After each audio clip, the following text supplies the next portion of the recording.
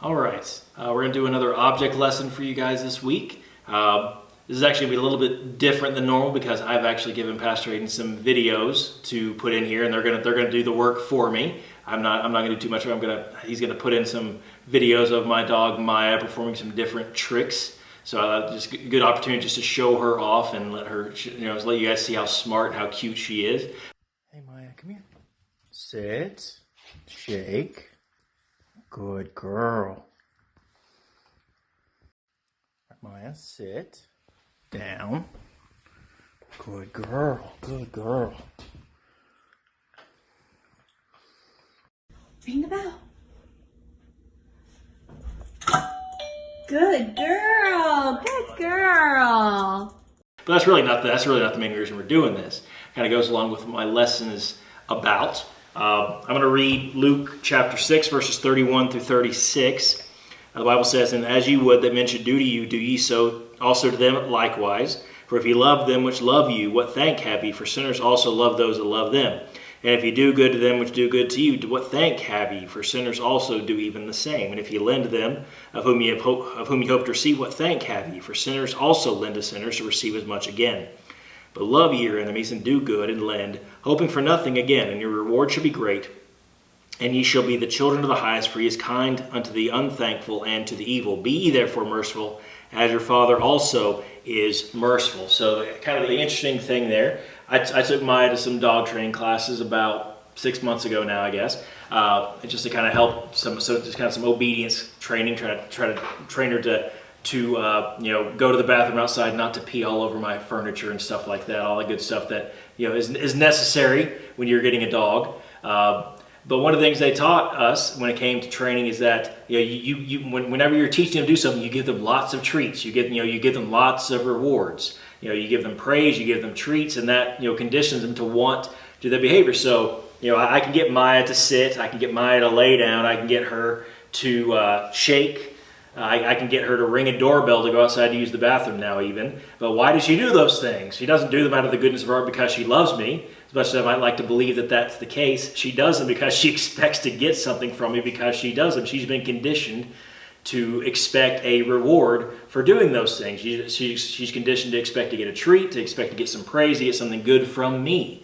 And it's kind of what the point of these verses here is that that's kind of in all our basic natures, that a lot of us, it's kind of part of our sinful nature that we want to do good to people who are going to do good things for us. We sometimes do good to people that we like, people we want to like us, people we want to maybe do a favor for us or to give us something, and instead of, and it says, well, for if you love them which love you, what thank have you? For sinners also love those that love them. And if you do good to them which do good to you, what thank have you? For sinners also do even the same. So if you were only being nice to people because you want them to be nice, because you're expecting a favor from them, something from them in return, or you want them to give you something, that's not Christian behavior. If we're only good to people who are good to us, we're only nice people who are nice to us, that's not Christian behavior. That's worldly behavior. The world is exactly the same way. But we talk about the golden rule. The golden rule actually comes from the Bible. It says, "As you would that men should do to you,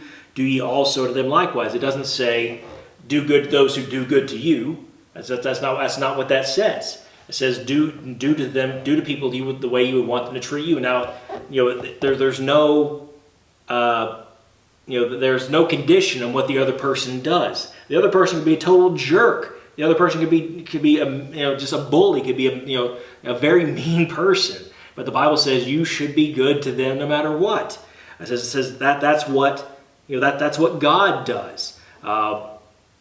He says, "Love your enemies, do good, lend, hoping for nothing again. Your reward should be great, and you should be children of the highest, for He is kind to the unthankful and evil." It says God is kind to people who are completely ungrateful for the kind of things He does to them, to people who are evil, people who reject Him openly. God still does good things for them. It says if you want to be like your Father, that is that we are good and we are kind and we are forgiving to people who are people that are not necessarily very popular, people who are not very nice, people that may do mean things to you. That's not an easy thing to do. Again, that goes against our basic nature to want to be kind to people who are not kind to us. And so Go out of your way to do something else. If somebody's being mean to you, if your brother or sister is being mean to you, and instead of pushing them back when they push you, try to be nice to them. Pray that God will help them to behave better. That God will be. That God will work in their heart. And just do your best to be nice to them. Not being nice just so someone will be nice back to you, but be good to them because it's the right thing to do. It's what God would want us to do, right?